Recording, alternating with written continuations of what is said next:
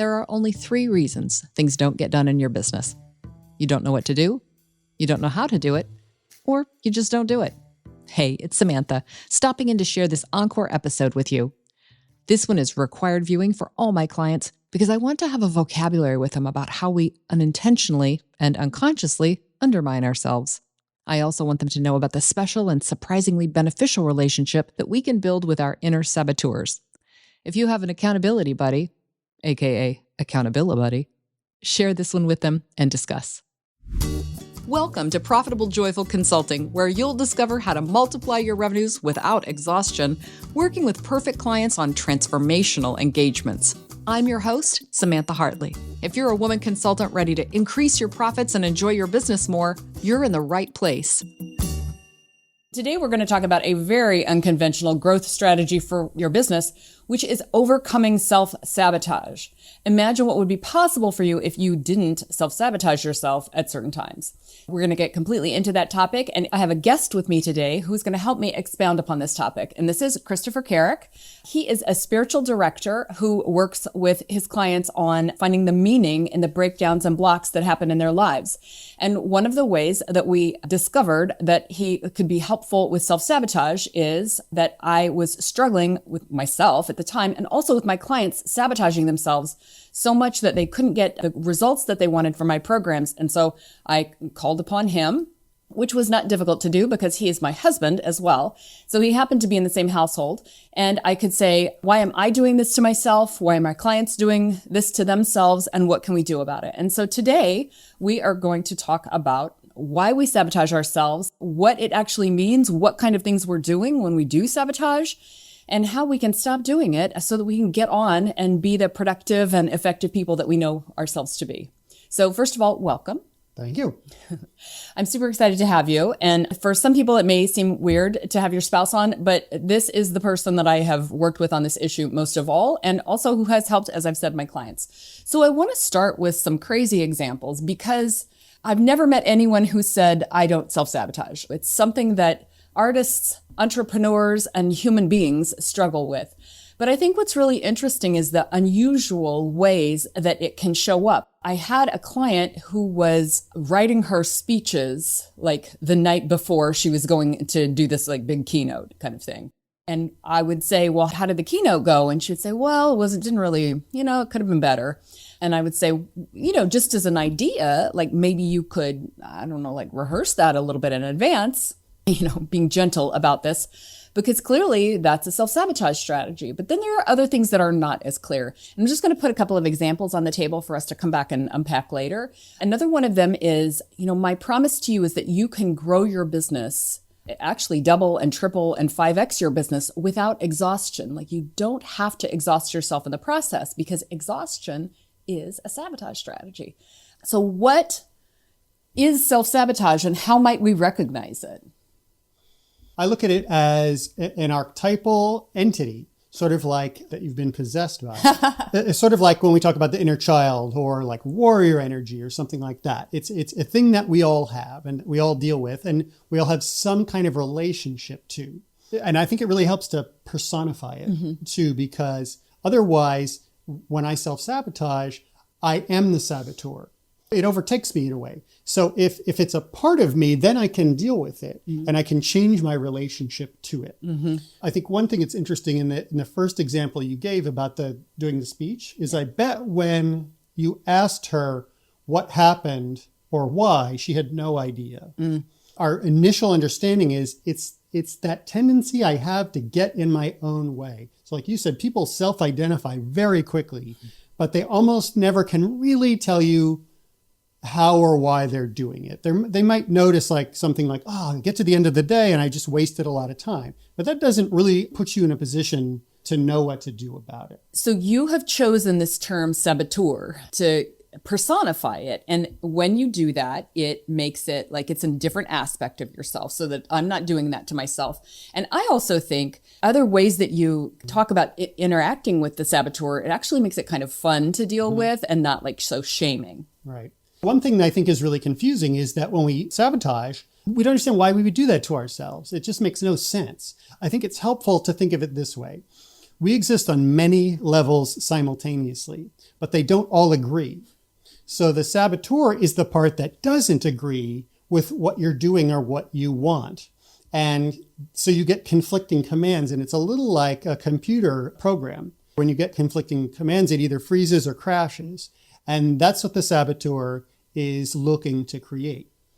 So as you begin to learn how your saboteur operates, when we talk about personifying it, it kind of has a personality and it kind of talks a certain way and it introduces beliefs. It has a worldview. So it's a part of you. It's the part of you that has the worldview that says, I don't want to go any further. And most of us don't want to honor that. We aren't able to acknowledge, I don't want to be more successful. I don't want to have a better relationship, those kinds of things, because that doesn't make any sense.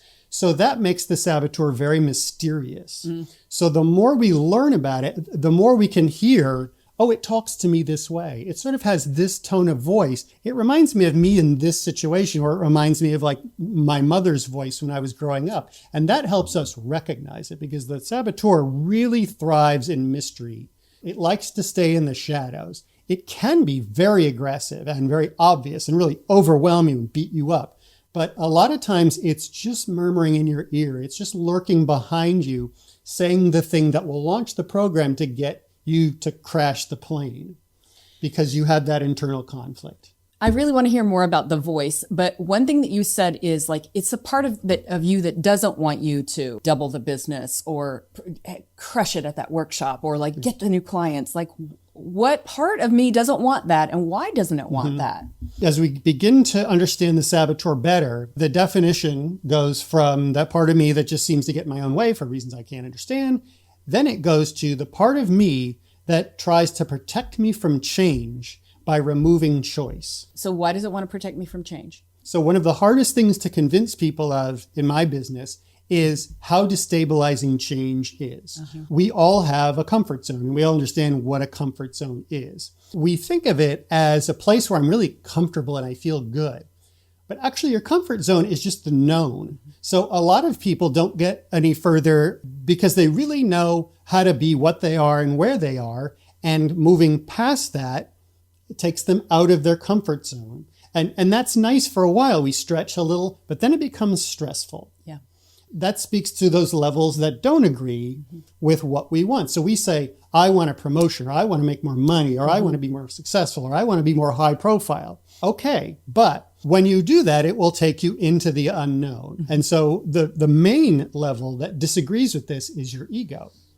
And your ego position will often be, yes, I do want those things. And that is true. But what's more true is that the ego fears change because the ego is all about knowing, feeling in control, knowing who I am, defining myself. And that means staying in the known so I can have the ambition to grow. I can feel like, ooh, I want all that stuff. But the ego is always understanding things based on its past experiences. So when you introduce the possibility of something different, the ego kind of panics.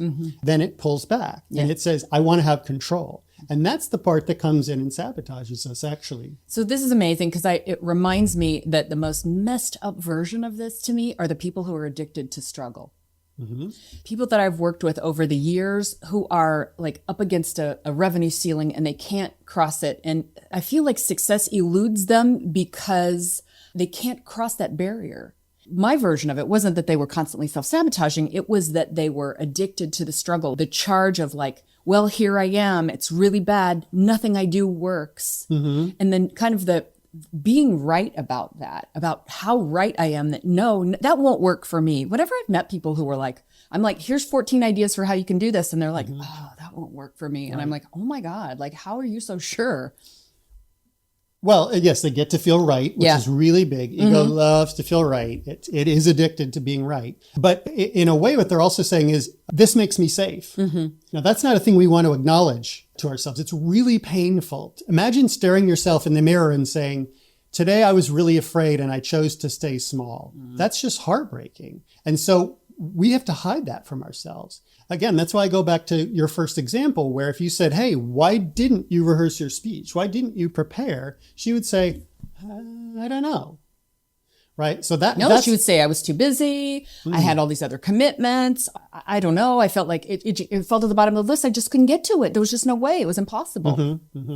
So what she's telling you is these are the things that are persuasive to me. These are, in a way, my excuses that cover up that I'm not going to do this. It's hard to believe that speech wasn't her highest priority, right? Yeah. So why wouldn't she do that first? Why wouldn't she put the most energy into that? The saboteur works really well when it starts to introduce things without you really acknowledging that I'm using these, I'm putting these in the way. So that later you go, wow, stuff just happened. Yeah. People called and I had to attend to that. Well, maybe you didn't, or maybe you shouldn't take the call. The saboteur lures us into unconsciousness, which doesn't mean asleep. It means I'm unaware of my motivation. I'm not really sure what's driving me. So just a little part of your brain turns off. And when that happens, we go into habit. So she has pre-programmed mental habits which say, I will respond to these things, or I will prioritize this over my highest priority, or I will become unclear.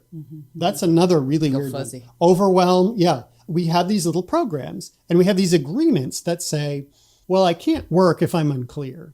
Or if I'm overwhelmed, what can I do? That's not a very productive place to be. So that means I should go over here and do this instead. Or even those distractions like, boy, the house really is clean. Yeah. And you have that little voice that says like, let me just get this out of the way. I'd feel better. Yeah.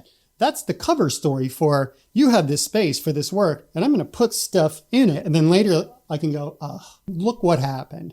And I don't really know how it happened. And that's another key thing is the unconsciousness. At the end of the process, you get to feel a lack of responsibility. It can't be changed. So when they're saying to you, that won't work, they're saying it can't be changed. That's my position because it's safe. There's nothing I can do. That gets me off the hook. So I want to go back to this concept of identifying the saboteur. You mentioned the voice. Christopher has a workshop on saboteur, and I did this workshop with him. And one of the things that we do in it is we identify the voice that it talks to inside your head. And mine has this kind of like, hey, you work hard. I'm going to let you off the hook. Oh, you shouldn't do that. Oh, you listen. So you can hear it has like a specific tone of voice. And I know other people had different voices. I'm not sure if you can speak to what other people's voices were, but it's just so interesting to me because I feel like it gives you a little, that mystery you're talking about, like you can kind of crack the code and get in there and recognize when you're self-sabotaging yourself. Yeah, like when you were just doing that, you kind of get like, ooh, this is the character of my saboteur. And it'll have a bunch of them. Like that's not your only one. But as it's seducing you into, hey, why don't you go take a nap? Or it's bullying you. Or it's accessing like an experience you had and saying, you don't want to repeat that. Those are the things you want to listen for. It's great when it's happening. It's hard to do, but it's great when it's happening to notice. Next time you feel lost, take a second and say, what's going on here? What was my intention?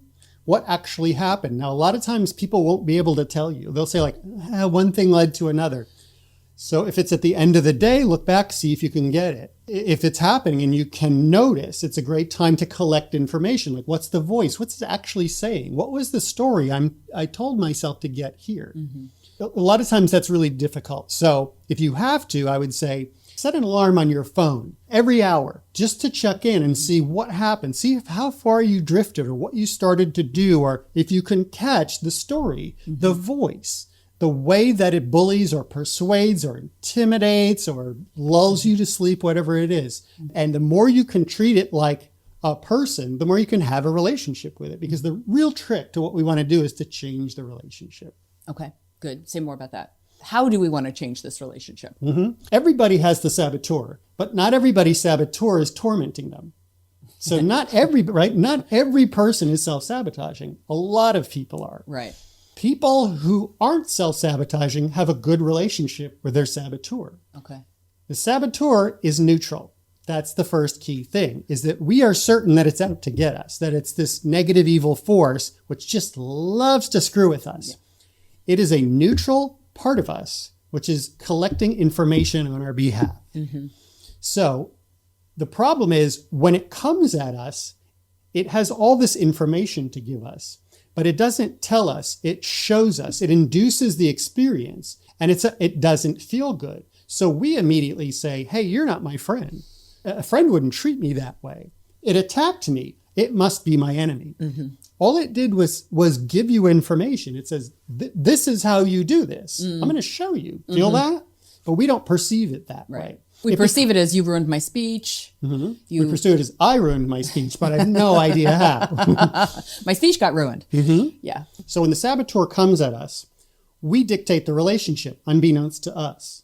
We say, oh, we're enemies. Saboteur is neutral. So when you say, you're my enemy, saboteur, it goes, oh, okay. It's like, that's the game we're playing. Fine. It doesn't care. It's not invested. It's there to serve you. And if you say, serve me by being my enemy, it says, fine. So we have an adversarial relationship to it. What we want to do is make it an ally. So think of it this way. The negative version is the saboteur is actually me. So it knows every part of me and it knows exactly how to defeat me. So I can't win. The converse of that is, what if I wanted to know the answers to what's in my way? Oh, I would ask somebody who really knows me very well. Well, you know who that is? That's the saboteur. So when you collect this information, when it's coming at you and you listen to it and you learn about it and you start to get, oh, this is what it does to get me down, then you can say thank you. Then you have a chance to say, you're educating me. And here's the really big part of it, is that the saboteur doesn't come out for no reason. We think it comes out to mess up our life. But what it really does, it comes out to tell us you're in the presence of possibility.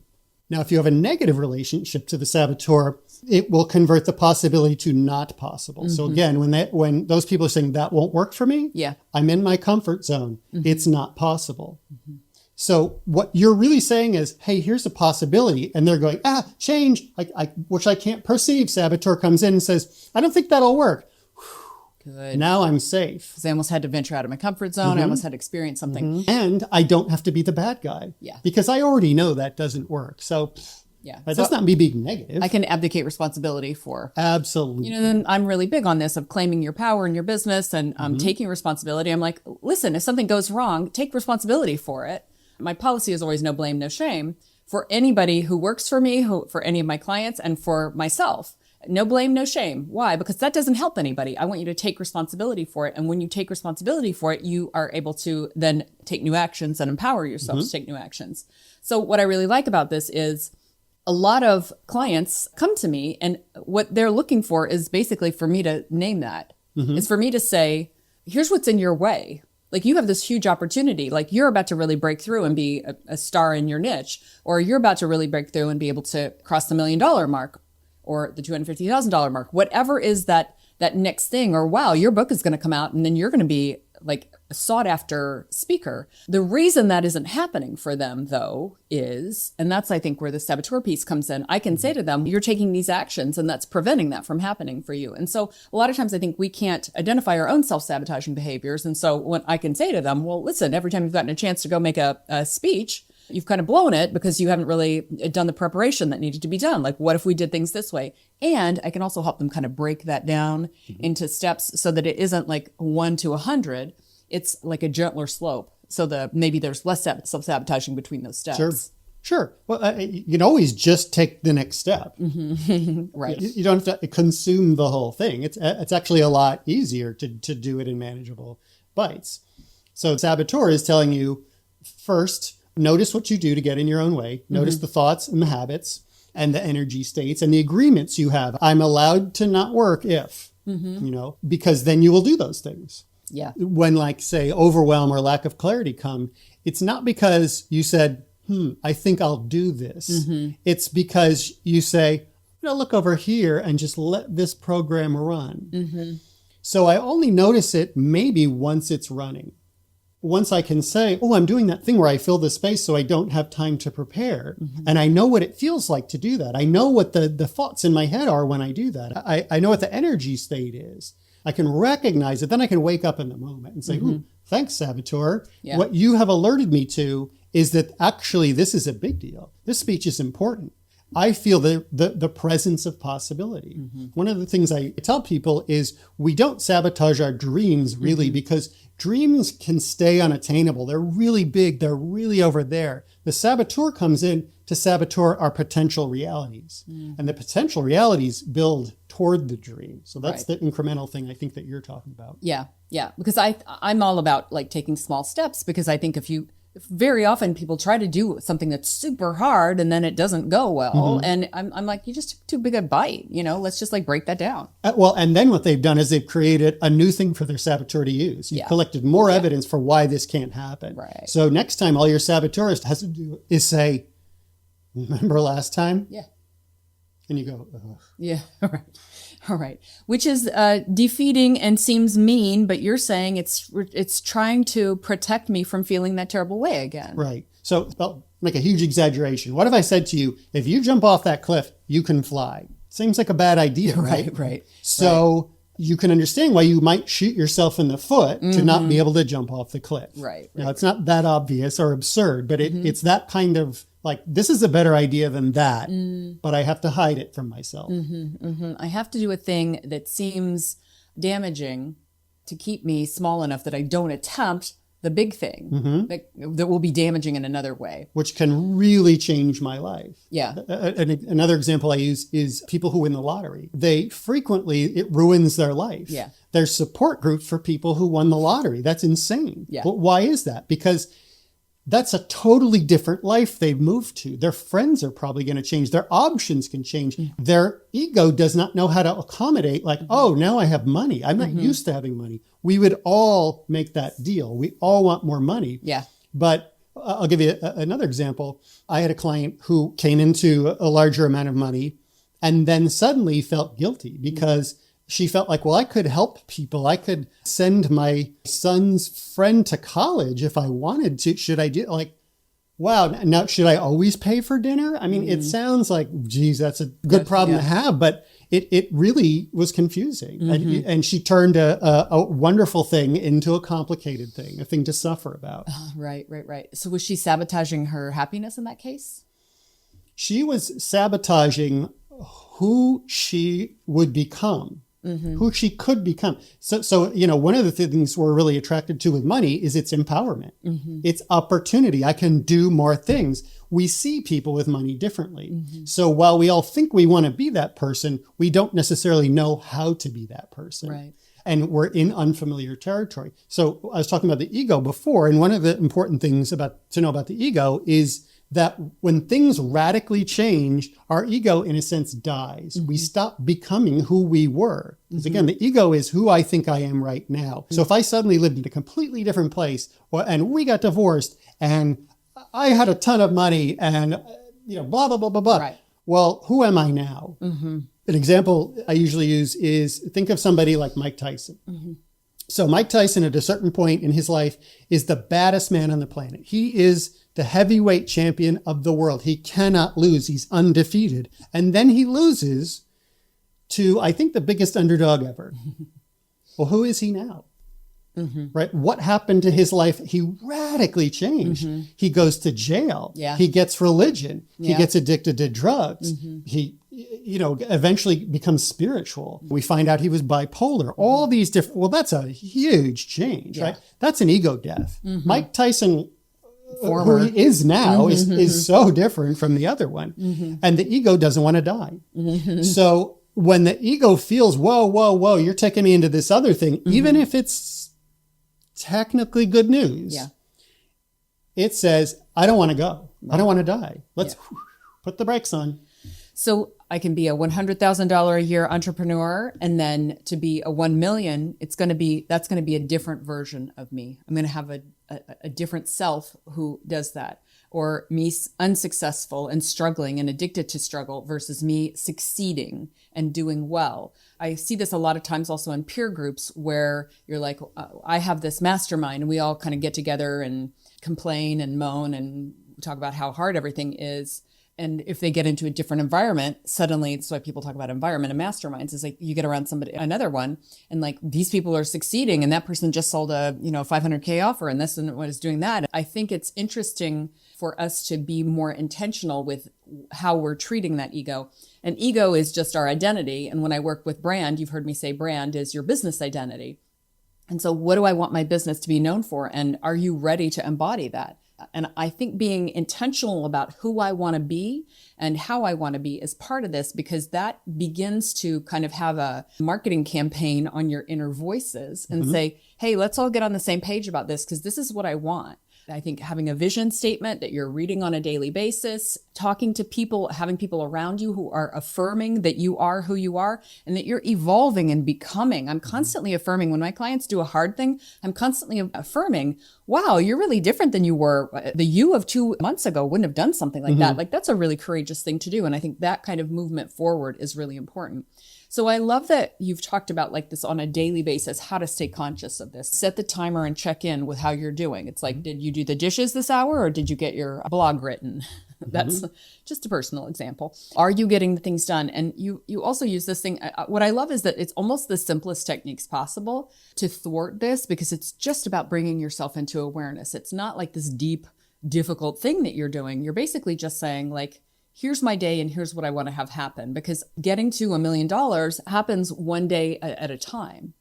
It happens with one day of effective habits, and then tomorrow is another day of that. So the number one thing for the day is probably one of the most transformational things that I've ever gone through. And The priority. yeah, it's just talk about that. Because I feel like somebody said, what's really the secret to your productivity and focus? And I would say, oh, it's the number one thing. And I think people would be like, really? Yeah. Yeah. One thing I was interested to learn is that originally the word priority was a single thing. Yeah. And we turned it into priorities, Right. which is an interesting sabotage strategy right there. Sure is. Priority really means there is one. So what I suggest is don't do it in the moment. Don't wake up and get to your desk and go, what's my highest priority? Because you're in the moment and it's very easy to sabotage at that point, because you'll go, Yeah. I can't think of anything. Or, well, I have 5 things, right? And both of those, right? True. Extremes and opposites are tricks it uses a lot. So what I suggest is do it the night before. Like, I'm really willing to try stuff next week. I'm very comfortable. Yeah. The closer I get, the more I feel like, I don't know, it just doesn't feel right. Right.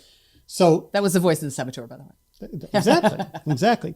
And so let's follow that out, because it's kind of vague. Yeah. Right? Yeah. It's, I don't really feel like, I would want to go into that. You don't want to feel, you don't really feel like it, because, and get it to talk, get it to say like, I don't think you're prepared, or I don't think that guy's going to like you, You get those patterns that like you're too much, or you're not enough, or any of it. You keep digging and you get to those voices. All your limiting beliefs come up through it. Beliefs, I'm not patterns. prepared. I'm not ready. Things don't work for me. All of these, I'm going to call them stupid, but stupid limiting beliefs, because they're not true. Yes. They don't have to be true. Some of them are true. Yeah. But again, becoming aware of them so I can address them is different.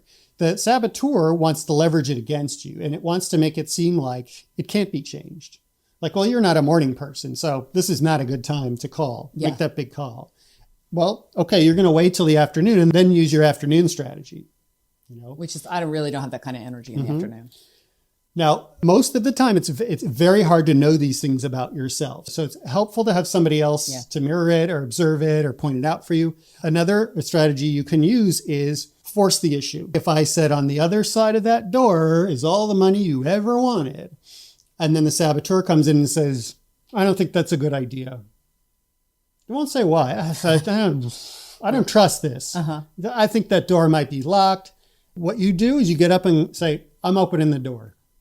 If it overwhelms you with anxiety, you say, oh, anxiety. Can I open the door even though I have anxiety? So open the door. Tell me specifically what I would do in my business that would be doing that. Calling that client that you really want to work with, You can come up with tons of stories about why that's not a good idea. But if you're feeling that vague, like I just don't want to, or I shouldn't, or something like that, tell your saboteur, I'm making the call. Here I go. I'm getting up. I'm reaching for the phone. And you will scare it into saying, you're afraid that you're too much, you're going to overwhelm them, and people don't really like your personality, and you're too big, and you've been told all the time, hold back, come on, let them come to you. And then you go, hey, nice to meet you. Okay. So then I can anticipate, oh, that's the thing I use against myself. My mother told me, hey, you should hold back, and you're too big. Don't be such a bull in a china shop. Yep. I can say, ooh, okay, what's the reverse? I have a really big personality. Like that could be very attractive. But in the meantime, what you can also do is say, when that thing comes up, when that belief comes up, it's really a kind of a worldview. Then I can say, ooh, the saboteur is here. And then I can say, and the saboteur doesn't show up for no reason, I must be in the presence of powerful possibility. So now I've turned the focus of like, you shouldn't make that call because it'll probably go wrong for reasons I'm not even clear on, to this is a big deal. This is really important. This is a time to be courageous and aware that the saboteur would not have intervened if this wasn't a possibility. Yeah. So I'm sensing, I'm intuiting that this is a big possibility. The saboteur is telling you that. That's its job, is to say, you're in the presence of possibility right now. Yeah. If you don't do this consciously, you will self-sabotage. Or in a sense, he shows up and says, you're about to become me. Is that what you want? Yeah. You can't, it's not judging you. It's just saying, you're going over a cliff. Do you want to turn? Right. Do with this information what you will. It's bringing you to consciousness. That's why we go unconscious, to let the habit turn it into an adversary. Yeah. Awesome. So that was two things. It was the number one priority, of which there is one and not many. As far as a habit, I have software I use with a prompt that on Sundays says what 3 things are priority for the week. I know there shouldn't be 3, but what are the 3 things I'm going to focus on this week? And then on a daily basis, it says what's number 1 for today. And at 5 p.m., it says, what did you get done today? So it checks in and follows up with me on that. And I really like that because it keeps me focused. As Christopher said, saying what your number 1 thing is on the day is harder. By preparing that in advance on Sunday evenings or Sunday afternoons, I think about my week and I have just a different perspective on it. And I'm kind of surprised sometimes by what I choose because it won't always be the things that I'm like, it's an urgent thing. Sometimes it's the thing where I'm like, I really want to make some progress on that. So a different part of me makes that decision on Sunday afternoons. And then we talked about kind of when you're wondering why something won't get done, kind of force it. And then you hear and can unpack what's going on with why you've been avoiding something. And they're similar. I mean, they're kind of the same thing. So if I set the priority the night before, then I also set when I'm going to do it. I would say if you don't have a good reason, the default is always first. Because if it's your priority, why not do it first? Yeah. When you do that, either you will do it and your day will move forward and that's great. Or again, you will confront the saboteur. When you wake up and say, first thing, look at what happens. Look at what you tell yourself. Now, it's not always the voices. It's not always the beliefs. Sometimes it's feelings. Sometimes it's energy. You know, sometimes when I'm in the presence of priority, I'm going to make that big call and it's important. My energy starts to rev. It's like the way that people are afraid of public speaking. I believe that most people aren't afraid of public speaking. Certainly some people are, but what I really think is that we're not used to broadcasting our personality big. So we're used to this kind of energy. So, you know, it's like I used to be an actor. So when you're getting ready to perform, you can feel that energy surging because you're going to have to put it out to the audience. If I label that nerves, or I label that fear, now I have the negative relationship to the saboteur. If I just say like, this is energy, I need big energy. This is great. I have to fill this room. Absolutely. This is my friend. I have to get used to the feeling. But now I understand, when I go to make that call or when I go to speak in public, my energy is going to start to rev. That's normal. It's not a bad thing. And it's telling me you're getting ready to enter possibility. And you get used to that and you can change your relationship to, you know, where actors, if they don't start to feel that feeling, they get worried because they feel like, that's my friend. Yeah. Yeah. That's very interesting. So the idea that I would begin to get more comfortable with, get comfortable being uncomfortable. There is discomfort in sitting down and doing the number 1 priority first thing in the morning. I mean, I can tell you, I will fight against that a lot of times of like, well, I just need to do these 13 things first and let me just, you know, whatever. And I think I have made an appointment with myself and I am then doing the thing and following through with it. That feeling that we have in our bodies when we're doing that, and I'm sure you're coming up with a similar feeling that you have when you do something like that. If we can get comfortable with that feeling, then we don't sabotage it anymore. So I really love the way in which this is kind of progress that we make, being comfortable with it. So I want to go back to the couple of things that we talked about in the beginning. One was exhausting ourselves, the sabotage strategy. Really? Really? Feels like I just have a lot of clients and I get really tired and I do too much. So how can I? Yeah, but you'll find your results start to diminish. Yes. Right. It's not like I'm doing all this stuff and it's working great. Yeah. Right. When you're really noticing it is when you're saying like I'm exhausting myself and it's working less well. So most of us are a combination of things, but I'm going to talk about two poles just for clarity. And I think the best way to talk about them is like our fight and flight response. So mostly when we think of self-sabotage, we think of the flight one, which is the I'm not good enough, or I don't have enough time, or I don't know what I'm doing, that kind of thing. And it's easy to see how that deflates you. The other kind is the fight one. Yeah. That's the people who they feel very capable. They think they should be successful. So in a way, that possibility that scares out the saboteur, they live there. They are a possibility. So your saboteur in that case is going to play more of the long game. It's not going to be able to get in your face and say, who do you think you are? Because you're going to say, I think I'm a very successful person and I'm going to go out there and be powerful. So what your saboteur is going to do is use that against you. People who are power people, who are fight people, they're usually blind to the damaged parts of themselves. So for instance, one of the things that will come up a lot for them is, I have shame about failure, and I have shame about ever being seen to not be working hard enough or trying hard or anything like that. So if I'm your saboteur, you'll finish up that last thing at the end of the day and I'll say, oh, you're going to quit? Why don't you just clean up this one last thing here? Just one more. And, maybe two even. Or somebody calls and says, hey, I need this thing really quick. Can you do that for me? And their ego says, I am powerful. I can do lots of stuff. So I will set aside the thing I'm doing right now and I will do your work. Now I'll be resentful, and I'll get to blame you, but I'm piling on and now this is backing up. And now I have to live with this sense of like, oh, there's more and I'm falling behind. And it's a war of attrition. So over time, it will start to make you vulnerable to your doubts. So I'll go with another boxing analogy. In the Rumble in the Jungle, when Muhammad Ali did the rope-a-dope against George Foreman, people were scared that Muhammad Ali was going to be killed. This guy was so overwhelming. And his strategy was to cover up and let George punch himself out. And he's banging away and banging away. He's the baddest man on the planet. Yeah. At that point, he's the heavyweight champion. He's never lost. So he's going to win. He's knocked out everybody. And he's banging away, and Muhammad Ali is just taking it. He's doing the war of attrition. And in the documentary, George Foreman is telling the story, and he says, I'm wailing away at him. And he leans in and he says to me, George, is that all you got? And I thought, yep. That's the moment. He's worn down to the point where he's vulnerable to I don't have enough.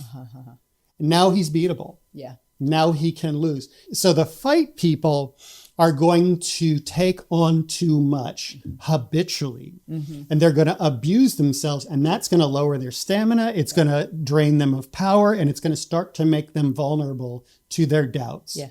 You mentioned another one too, which is a lot of time people will surround themselves with people who will fail them. Like that's a great strategy. This is my bad hiring question. Exactly. A good example would be, I might carry the belief that I am the most capable person. And that if you need something done right, you have to do it yourself. Family belief, yes.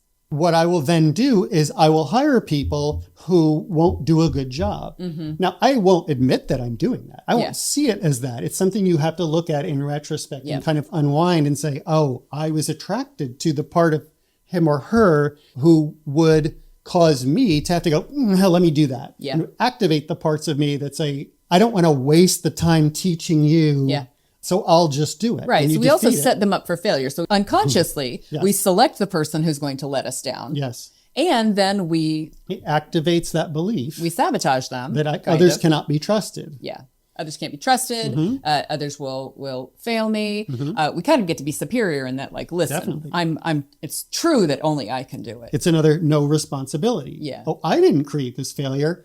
everybody else stinks. Everybody. It's like 7 in a row. These higher, like nobody can do it. Right. It's a mystery. It can't be done. Yeah. It can't be done. Right. So I found a way to limit myself and still maintain the ego position that I'm awesome. It's not my fault. Yeah. So I love that you said limit myself. And this is the thing that I see happening. And again, it's, certain things I had to go through myself before I could help others with it. And I can see Why this. you go through them? It is why. I say it so that we can learn empathy.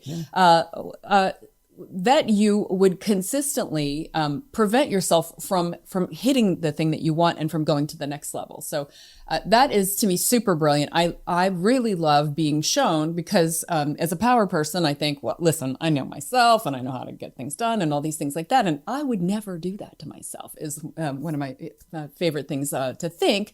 And having all of these things revealed to me has been really helpful that, there's something in there that's actually doing that. So I hope hearing this today has also been helpful for you. We covered a lot of territory and there's a lot of kind of like vocabulary in this because we kind of speak the language of saboteur and things like that. So I hope that this is enough to help you identify maybe some patterns that you've had and kind of get some light bulb moments around things.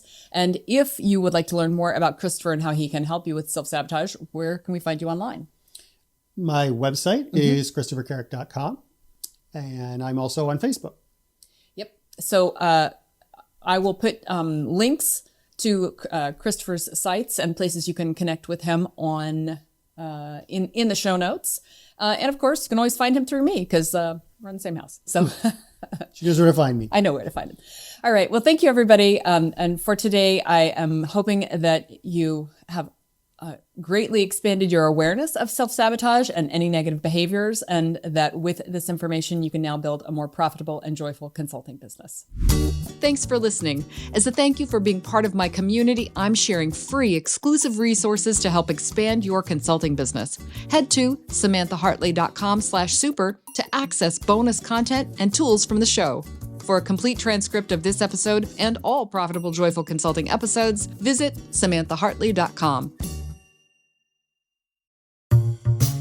I have a confession to make. I hate shopping, but I love the way I feel in beautiful clothes. I love to have new looks, and I really don't want to be seen in the same outfits over and over. But I also don't want to clog landfills with more fast fashion.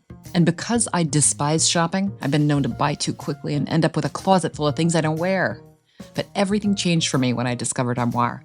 I was heading to a business event in Hawaii and I wanted to look fantastic. I got a gorgeous dress and the cutest jumpsuit. Armoire is like sharing a closet with your girlfriends who just happen to have fabulous taste. Once a month, I choose stunning new selections, and a few days later, a package arrives at my door. New clothes, no shopping. Different looks, no waste. I've rented over $60,000 of designer clothes for just $119 a month, and I'm constantly asked, where did you get that? From Armoire. Try it for yourself. Use my code to get 50% off your first month and 2 free bonus items at samanthahartley.com/armoire.